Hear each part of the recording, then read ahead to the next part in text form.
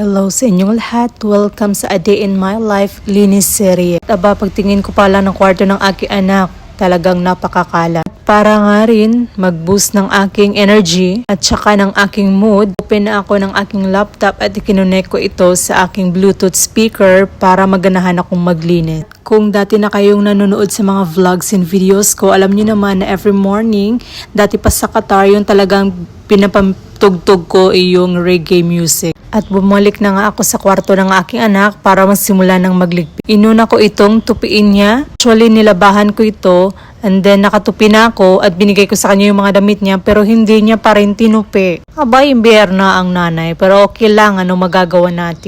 Kada maglinis talaga ako, dito ko natatagalan sa kwarto niya. Buti lang talaga at nasa mood talaga ako mag-ayos at maglinis ngayon.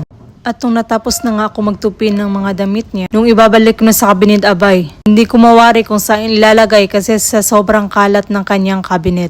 Hindi talaga na nakamix yung t-shirt niya, pantalon, mga panty, undies, lahat na, hindi mo alam kung saan mo kukunin at saan mo ilalagay. Kaya samahan niyo akong baliktarin ng kwarto ng aking anak, charot. Sama-sama ko na nga sa isang lagayan yung pantalon niya, separate yung t-shirt, yung pambahay at saka pang alis niya.